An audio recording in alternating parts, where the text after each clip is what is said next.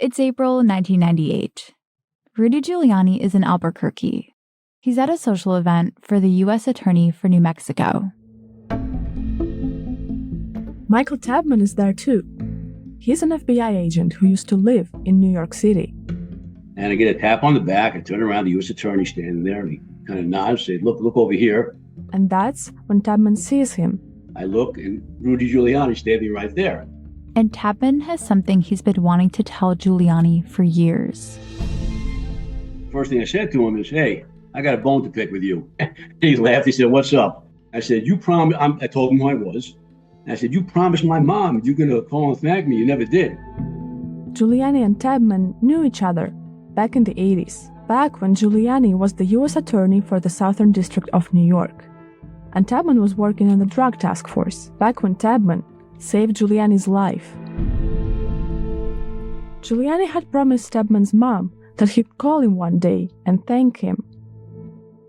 But he never did. He said, well, tell your mom I'm sorry, and I'm thanking you now for saving my life.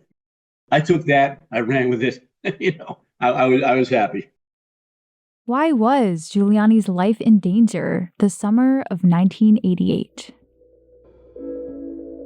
I'm Liza Golovtsova. And I'm Lauren Gould. This is Shoe Leather, an investigative podcast that digs up stories from New York City's past to find out how yesterday's news affects us today. This season, we're taking a deep dive into the life and career of Rudy Giuliani, one of the most influential politicians in New York City's recent history. Before he went to work for President Donald Trump, before he was disbarred and bankrupt, before all the trouble, Giuliani rose to prominence as a prosecutor and a politician. In the last episode, we told you Giuliani is about to leave D.C. and go back to New York. But Giuliani didn't see it as a demotion. Instead, it was a chance to fulfill his lifelong dream of going after the mob. At least, that's what he tells everyone. The reality is more complicated. Why was Giuliani so obsessed with the mob? And why was he so desperate to make everyone believe he took them down? How does he toe the line between God and Godfather, between prosecutor and politician? And what is he willing to give up for power? This is Shoe Leather Season 6. Giuliani, The Unraveling. You're listening to Episode 3, The Godfather.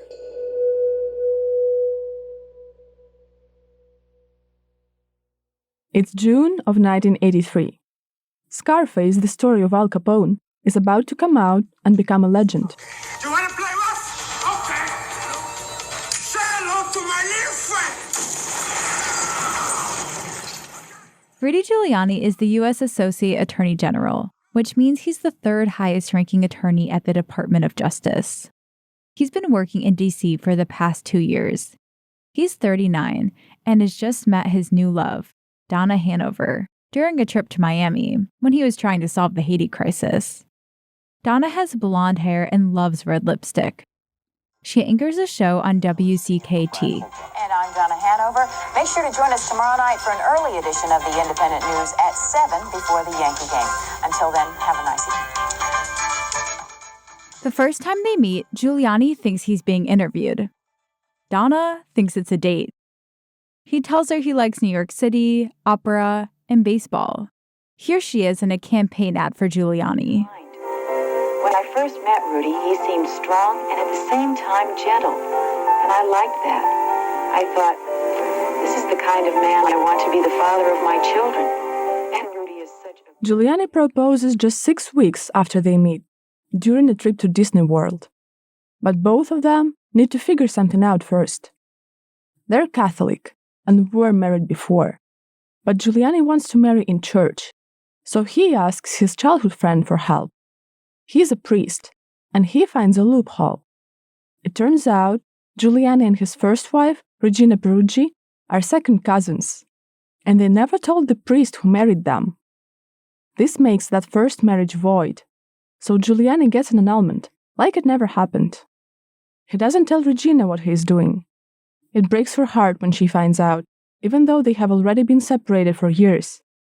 Finally, nothing is stopping the lovebirds from being together. They start to plan a wedding. But many things will happen on the way. Very big things.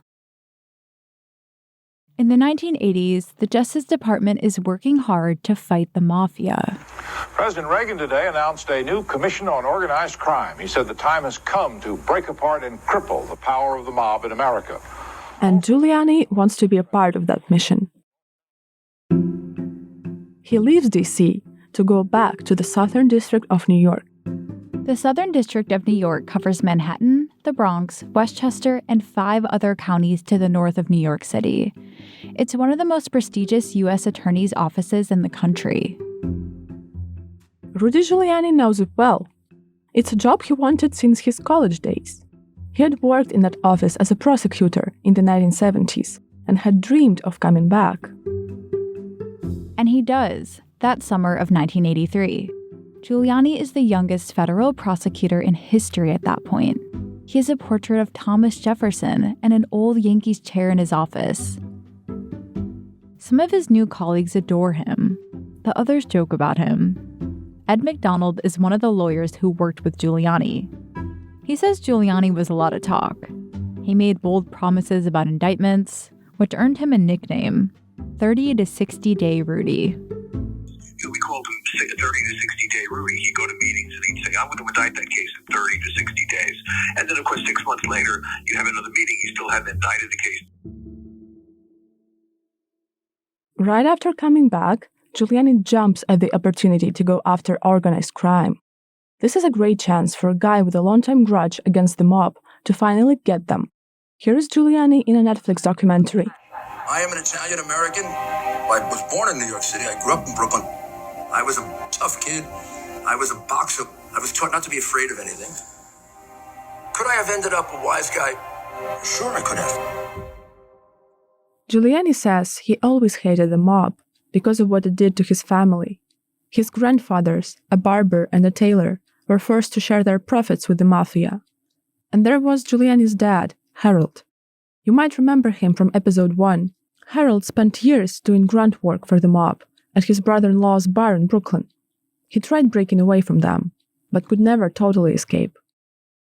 And when Giuliani returns to New York in 1983 as the U.S. Attorney for the Southern District, the city is being torn apart by mafia clans. The mob goes where the money is, and over the years, it has moved into legitimate businesses as well as drugs and vice. It has controlled construction projects, meatpacking operations, the clothing trade. There are 5 notorious mafia clans in the city, known as the 5 families: Lucchese, Genovese, Colombo, Bonanno, and Gambino. Each of them controls a different neighborhood or a specific business, and these lines shouldn't be crossed. During the 1960s and 70s, the police managed to send some mobsters to prison, but they were all small fish compared to their bosses. This man is John Sonny Francis. He's now serving 50 years in Leavenworth Federal Prison for conspiring to rob banks across the country. Francis, who has been arrested countless times... The heads of the family seem out of reach. They don't actually kill people themselves, but it's obvious they're behind everything. And so by the 1980s, law enforcement at all levels, local, state, and federal, is desperately searching for a way to finally take down the heads of the 5 families. There are parallel investigations by different offices around New York. Then, somewhere around 1983, someone comes up with the idea to use a new statute called RICO against the mob bosses. This idea will soon prove vital.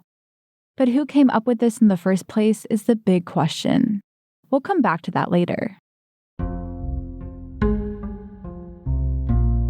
RICO is a law written in the 1970s to prosecute organized crime clans.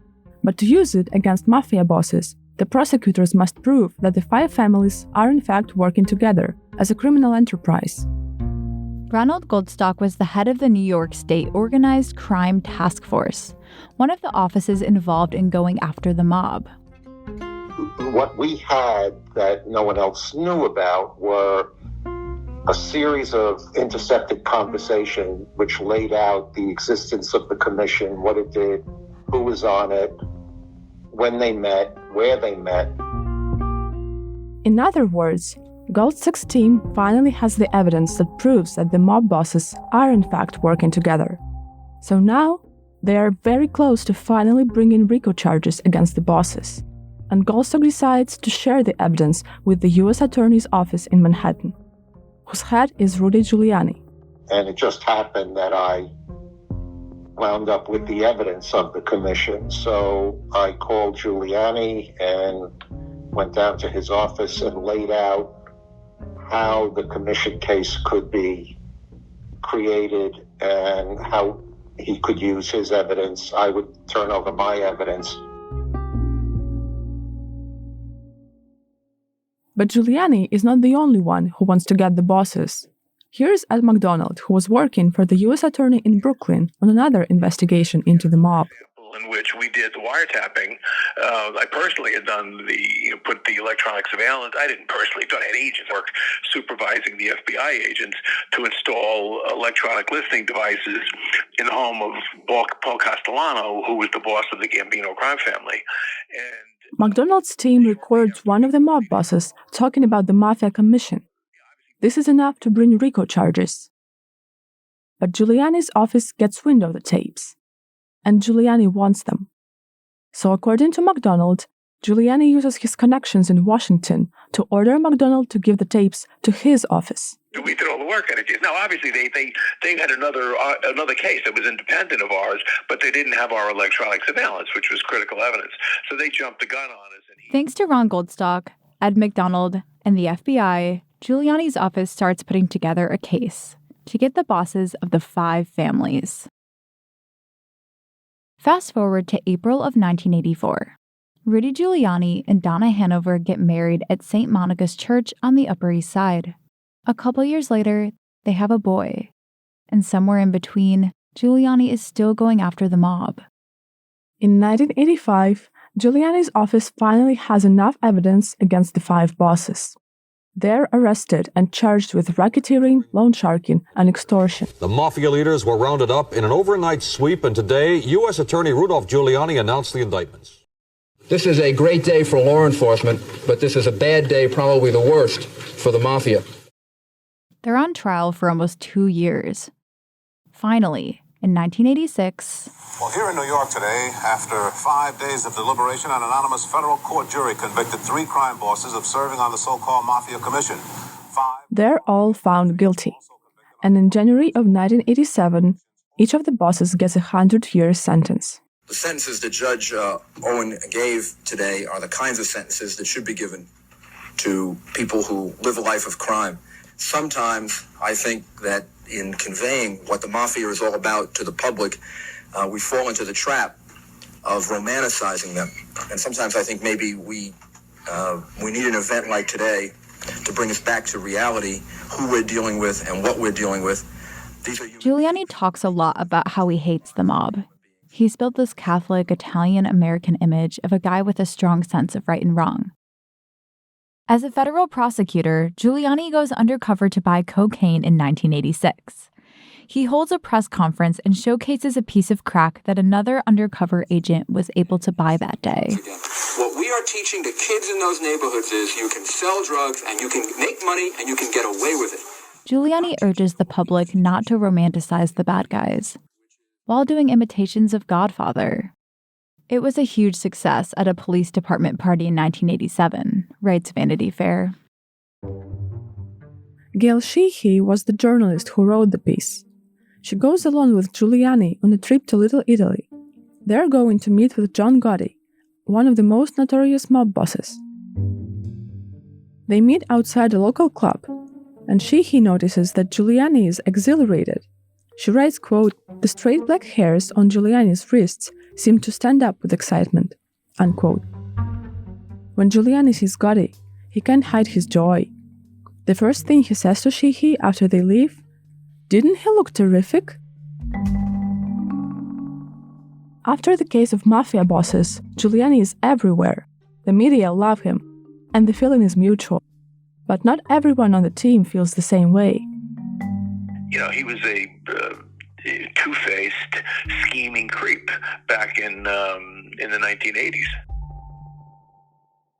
That's Ed McDonald again, one of the guys who went after the mob. It bothers him that Giuliani gets so much of the credit for taking them down.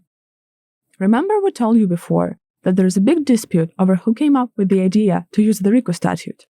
Giuliani claims that it was his brainchild and that it came from a book, an old mobster's memoir. Here is Giuliani's version. In the book, he's got a chart. And the chart shows the commission as he conceived it. I looked at that and I said, oh my goodness, he just defined a RICO enterprise. Fill in the families. I got a RICO case. And here's McDonald again. He says that using RICO against the mob was the plan all along. Our whole reason for being there was that we wanted to bring a RICO case against the National Commission. So this was something that was actually done, was something that was attempted by the Justice Department and the FBI long before Giuliani claims that he read Joe Bonanno's book. It came to him one night like a bolt out of the blue that we could use the RICO statute on the New York Commission. It's a lie. It's a complete lie. The New York Times ran a profile of Giuliani in June 1985. They interviewed Robert Blakey, a professor who wrote the RICO statute, the law Giuliani used against the mob. In the interview, Blakey speaks about the mafia investigation. He says, quote, "It's like stuffing in a pipe. You put it in at one end, and for a long time, you don't see anything. And then finally it shows. Rudolph Giuliani is the guy lucky enough to be standing at the end of the pipe." Unquote. Giuliani becomes a star after the mob takedown. But was it all hard work, or being in the right place at the right time? Or was it both? That Vanity Fair profile of him starts with the big question, quote, "Is he, Rudy Giuliani, a media-hungry careerist?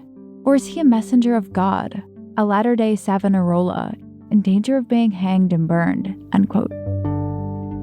By the way, Savonarola was a preacher in medieval Italy who fought against corruption in church. Whatever is true, Giuliani is riding the wave of fame in the late 80s. And soon enough, he'll learn the price of being really, really famous. By the late 80s, Rudy Giuliani is a household name, and the mob is everywhere in pop culture.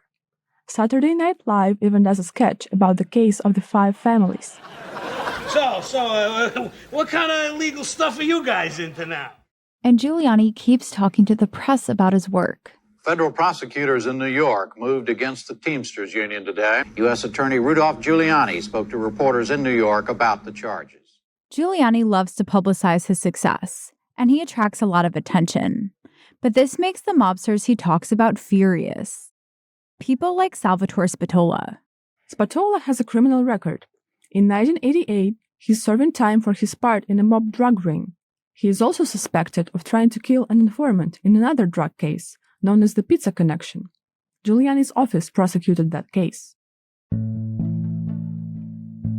And in the summer of 1988, the FBI gets wind that Spatola might be plotting something bad. So the agents come up with a plan. We track down one of the officers who was part of the plan, Michael Tabman. He is a retired FBI special agent, the one who ran into Giuliani in New Mexico. Tabman says that Spatola went to another inmate, asking for help. I don't want to say too much about him, but he was in there for a very violent crime. He been there for a long time, so he had sort of the bona fides. He had the respect of people inside the prison. But Spatola has a problem. The inmate, he's working for the FBI. So when he had those conversations with Spatola, we had all that on tape. So those were, a little more incriminating. But the FBI needs more proof, so they stage a phone call. They try to get Spatola on tape, offering money in exchange for the murder of Giuliani. In July of 1988, Spatola thinks he's calling someone to order a hit. It doesn't happen all that often that you're on the phone with a hitman and he's going to kill someone. So I'm kind of surprised he fell for that myself. The FBI don't get enough to charge Spatola with murder for hire, but they do get enough to charge him with another crime, threatening a law enforcement official. But why did Spatola want Giuliani dead? We found that answer in the court archives. It turns out that Spatola thought Giuliani had a big mouth. In the summer of 1988, a news article mentioned Spatola's role as an informant. Spatola thought Giuliani was the one who leaked this. At Spatola's trial, the prosecutor asks, "Am I correct that because of the stories which you heard in the press, you threatened to kill Mr. Giuliani?" Spatola says yes. Giuliani refused to comment on the case in 1989, or later. The day after Spatola pleads guilty, Giuliani is back in the spotlight. He's just stepped down from his job as U.S. Attorney a few months back. And now, he has a big announcement. It's May 17th, 1989. Giuliani is at the Republican Club on the Upper East Side. He tells the crowd that he is officially running for mayor. People aren't surprised that he wants a shot at New York City's top job. Giuliani's wife, Donna Hanover, is there too. She's pregnant with his second child, a daughter. Ed Koch is running too. He's the incumbent, a Democrat, in his third term and trying for a fourth. He's known to be kind of brash. There are people who think I'm acerbic and sarcastic and too New Yorkish. I'm proud to be New Yorkish. Giuliani thinks that it will likely be him versus Koch in the general election, even though there's another Democrat in the race, David Dinkins. If elected, Dinkins would be the city's first black mayor. I'm an instrument, a vehicle for people of like philosophy and attitude, and certainly for African Americans. Giuliani's team hires Charlie Perkins as press secretary. Before this, Perkins worked on Democratic campaigns and as a spokesperson for New York's housing department. And they came in very arrogant, and that this was going to be an easy campaign against Ed Koch.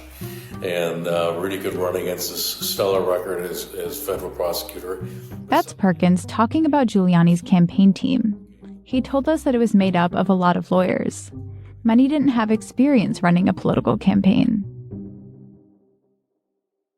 Even though Giuliani is no longer a prosecutor, he still talks about the mob, quoting movies about them. I remember one dinner at an Italian restaurant on 9th Avenue, and there were about 10 of us, and it was he and his former prosecutors and myself, and they spent the whole time quoting great lines from The Godfather, like, "Leave the gun. Leave the guns, take the cannoli. Take the cannoli." He also likes to talk about the cases he prosecuted as an attorney. And as United States Attorney, I got to see up close the inner workings of this city. I saw the invisible government of drug dealers who were taking over our neighborhoods. Giuliani says that if he's mayor, he'll fight crime and corruption. And that seems like it could be a winning message. Between 1988 and 1989, violent crime in the city is up 3.5%. New Yorkers know how Giuliani feels about crime, but they aren't so clear about where he stands on other issues, like abortion. Giuliani's views on abortion were a bit complicated. In a 1987 interview, Giuliani said, quote, "Generally, I don't feel very good about abortion. I don't think it should be freely available, and certainly don't like the idea of abortion as birth control," end quote. He says he doesn't think abortion is murder, but he can't get over that abortion involves eliminating human life. Remember, Giuliani grew up Catholic. We know that at one point he wanted to become a priest, but he also says that if he ran for public office, he would have to, quote, "put conscience aside and enforce the law," unquote. And at the time, Roe v. Wade is the law of the land, and abortion is legal in New York City. But in July of 1989, something happens. Good evening. Leading the news this Monday, the Supreme Court said states may restrict a woman's right to abortion. The Supreme Court upholds a Missouri law, a law that gives states more power to restrict access to abortion. So now a woman's legal right to an abortion isn't so cut and dry. Mayoral candidates are being asked where they stand. And Giuliani starts to find that being asked as a prosecutor is different than being asked as a political candidate, where you have to take a firm stance. Here's Perkins again. And he believed naively because he always said he would continue to provide abortion and reproductive services as mayor, that he didn't have to take a stand, but beyond that. But New York is a blue state, and most New Yorkers are pro-choice. So after the ruling, advocates begin to organize. We tracked down one of those advocates. And I'll say it on this program, I had an abortion when I was 32, and I firmly believe it was a moral choice. That's Merle Hoffman. She founded the New York Pro-Choice Coalition in 1985.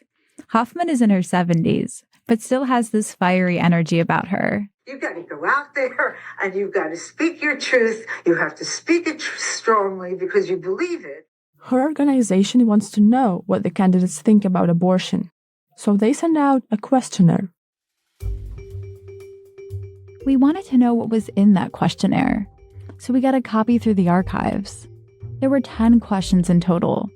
A lot of the other candidates wrote detailed answers, but Giuliani only answers the first question, which asks, quote, "Do you support the right to legal abortion? Do you support reinstituting federal Medicaid funding for abortion?" End quote. He answers yes to that question, but he leaves the rest blank. On August 3rd, Hoffman's group holds a rally to announce the results of the questionnaire. They give each candidate a rating on a scale of 1 to 10. 10 is the most pro-choice, and 1 is the least. And then on this cardboard, we had big pictures of all of these candidates, okay? Their heads, and then we rated them underneath. Giuliani scores a 3 out of 10. After Hoffman's rally, he says he, quote, will oppose making abortion illegal, unquote. This was a change for Giuliani. Previously, he said he would uphold whatever the law was in New York City. After the rally, he says that if a law is passed to make abortion illegal, he'll fight against it. And he's criticized. People say he's flip-flopped his stance. In response, he says, quote, "I didn't change my mind. I've clarified my position," end quote. And then something else happens. Less than 3 weeks after the rally, Giuliani's wife gives birth to their second child, a daughter. Perkins remembers how torn Giuliani was about abortion. It kept going back, and I think it's murder, and that's the way I was raised. And I'd say, well, if your daughter got pregnant, do you think she shouldn't have the right to have an abortion? She said, no, I don't believe that. I think she should.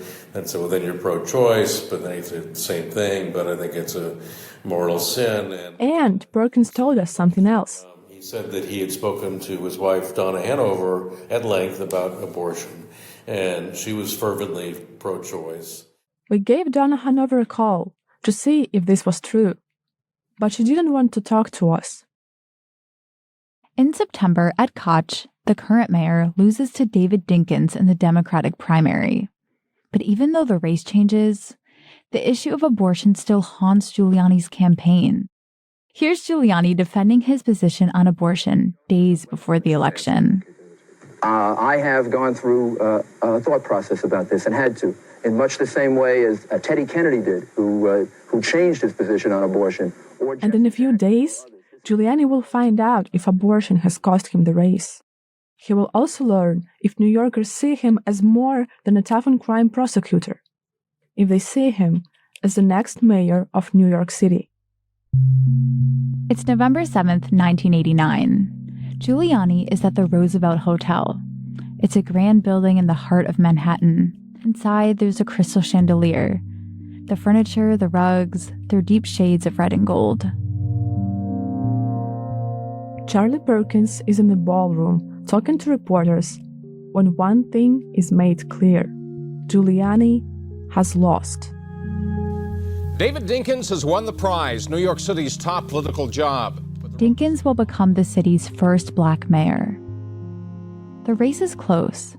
In the end, it comes down to less than 50,000 votes. And now it's time for Giuliani to make his concession speech. Donna Hanover is by his side. She is dressed in bright red. Giuliani addresses the room.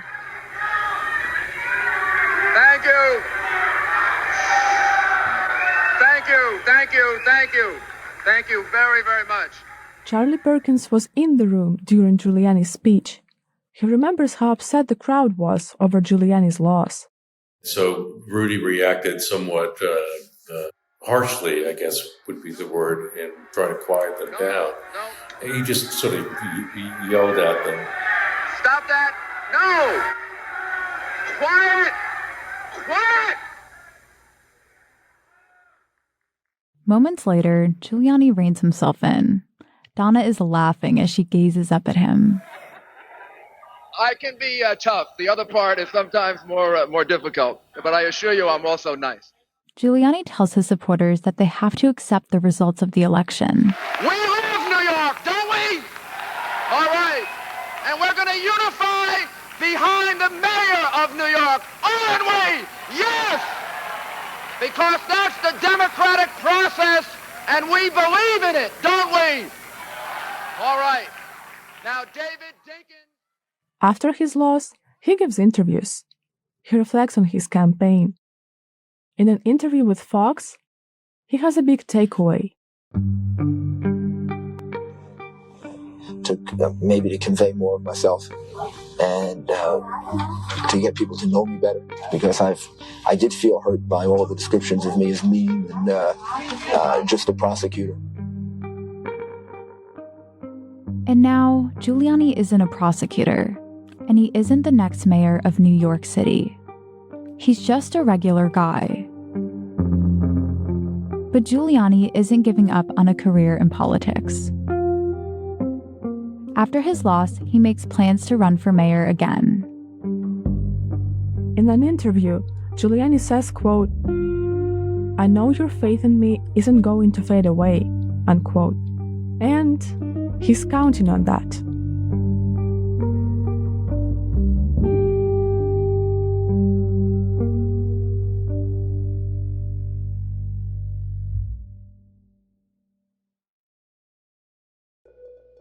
This episode was reported and produced by me, Liza Golovtsova, and me, Lauren Gould.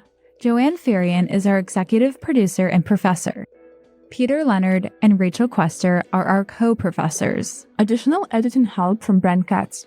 Shoe Leather's theme music, Squeegees, is by Ben Lewis, Doran Zuniz, and Camille Miller. Remixed by Peter Leonard. Other music by Blue Dot Sessions. Our Season 6 graphic was created by Emily Sawakad. Some of the sources in this episode include Wayne Barrett's book, Rudy, as well as Briscoe Center Archives at UT Austin and the Duke University Library.